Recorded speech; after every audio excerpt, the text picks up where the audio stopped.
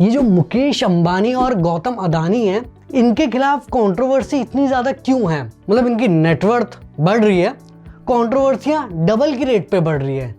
तो नमस्कार दोस्तों, मेरा नाम है अर्नब नायक, आप देख रहे हैं स्टार्टअप ज्ञान और थोड़ा इस टॉपिक पे भी डिटेल में डिस्कस कर ही लेते हैं।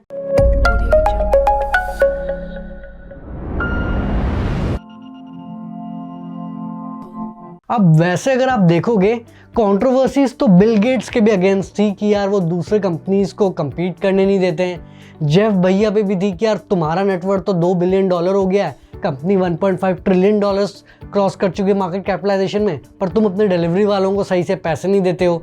इसके अलावा मार्क भैया पे तो यार प्राइवेसी से रिलेटेड बहुत कंट्रोवर्सी है ही। और आपको क्या लग रहा है कि ये वीडियो सिर्फ आप देख रहे हो?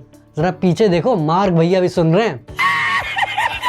वैसे वो मार्क भैया दिखेंगे नहीं, सिर्फ सुनाई देते हैं। तो इसके अलावा एलन मस्क में भी कंट्रोवर्सी चल रहे हैं यार। अभी रिसेंटली जब पैंडेमिक हुआ था, उन्होंने तो बोला कि भैया हमें अपनी गाड़ियां बनाना है, पैंडेमिक चलता रहेगा, फैक्ट्री खुलवाओ। तो एक चीज तो यार क्लियर ही है, जो भी बहुत सक्सेसफुल होते हैं और पॉपुलर होते हैं, उनके ऊपर कुछ ना कुछ तो यार कंट्रोवर्सीज चल ही रहे होते हैं, चाहे वो फॉरेन के एंटरप्रेन्योर्स या सेलिब्रिटीज हो या हमारे इंडिया के हो। और अभी जैसे मैंने Bill Gates, Elon Musk, Jeff Bezos, इन सब का एग्जांपल लिया, आप में से कई लोग इनको इंस्पिरेशन मानते होंगे। पर अगर हम इधर मोटा भाई अंबानी और गौतम अडानी की बात करें, इन पे कंट्रोवर्सी ज्यादा होती है, बट इनकी मोटिवेशनल स्टोरीज कम डिस्कस होती है। तो ऐसा क्यों है? सक्सेसफुल तो यार ये भी है। अब इसका मेन रीजन ये है कि यार ये जो इतने सक्सेसफुल फॉरेन एंटरप्रेन्योर्स हैं, इनके हम प्रोडक्ट्स रेगुलरली यूज करते हैं, चाहे वो अमेजोन हो, फेसबुक हो या माइक्रोसॉफ्ट हो। और टेस्ला के सपने तो यार हम सब देखते ही हैं। दूसरी तरफ ये जो अंबानी और अडानी हैं, ये बहुत सक्सेसफुल हैं, इनके कुछ प्रोडक्ट्स हम यूज़ करते हैं। बट हम क्योंकि इंडिया में रहते हैं,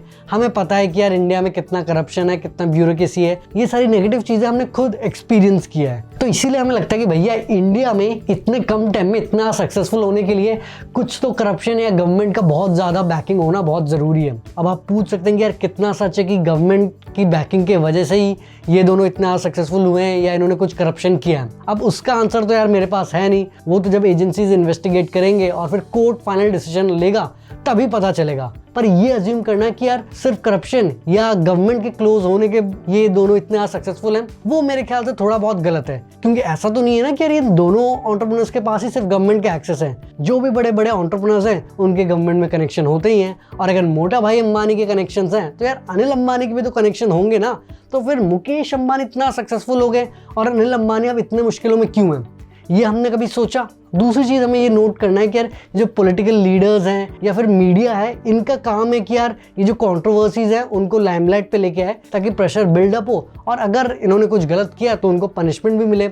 और अगर हम इन चीज़ों में बिलीव करते हैं तो हमको भी सपोर्ट दिखाना चाहिए। पर होता क्या है कि यार जब भी ये सक्सेसफुल होते हैं, हम अज्यूम कर लेते हैं कि यार इनके पीछे तो यार मोदी जी हैं, तो ये तो सक्सेसफुल होंगे ही, और इससे हम खुद डीमोटिवेट हो जाते हैं। हमें लगता है कि यार हम कुछ नहीं कर सकते। तो अगर इन्होंने गलती करी है, पकड़े जाएंगे यार, इतना ज़्यादा स्ट्रेस लेने की कोई बात नहीं है। और वैसे अगर आप देखोगे, अगर ये पकड़े गए तो वो ये उन बिजनेसमैन का नुकसान हुआ ना, इससे हमें तो कोई फायदा नहीं हो रहा है। तो हम क्यों हमेशा इनके सक्सेस स्टोरी में बहाने ढूंढते हैं? और अगर इतना करप्शन है, ब्यूरोक्रेसी है, तो हमें ये फोकस करना चाहिए कि यार जो गवर्नमेंट है, रूल्स को थोड़े आसान बनाए, ईज ऑफ डूइंग बिजनेस आसान हो, ताकि सबको फायदा हो।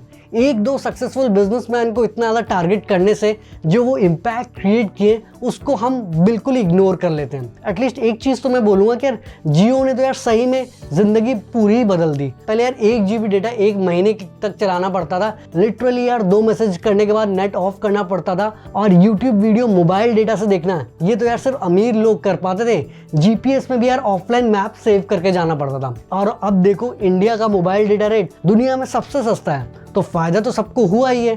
तो इस फ़ायदा को यार हमें पॉजिटिवली यूज़ करना चाहिए, उनकी स्टोरीज से सीखना चाहिए। हो सकता है उन्होंने कुछ गलतियां करी हैं, तो गलतियों को इग्नोर करो ना, उसके लिए गवर्नमेंट एजेंसीज हैं, हम उनका पॉजिटिव एस्पेक्ट सीखते हैं। वो इतने ज़्यादा सक्सेसफुल हुए तो हम भी मेहनत करते हैं सक्सेसफुल होने के लिए भी और इम्पैक्ट क्रिएट करने के लिए भी। अब आप में से कुछ लोग जो टाइटल देख के वीडियो में आए हैं और पूरी वीडियो देखी भी नहीं होगी, उनमें से लोग कमेंट करेंगे कि भाई आपको तो अंबानी और अडानी ने पैसे दिए। जरा यार सोचो, अंबानी और अडानी इन दोनों का नेटवर्थ मिला लो तो करीब $100 बिलियन होता है। अगर वो मुझे पैसे दे देंगे तो तुम्हें लगता है कि यार इसके बाद मैं और वीडियो बनाऊंगा? तो अगर मेरी इसके बाद से वीडियो आना बंद हो गई, समझ जाना कि यार अंबानी और अडानी ने पैसे दे दिए हैं।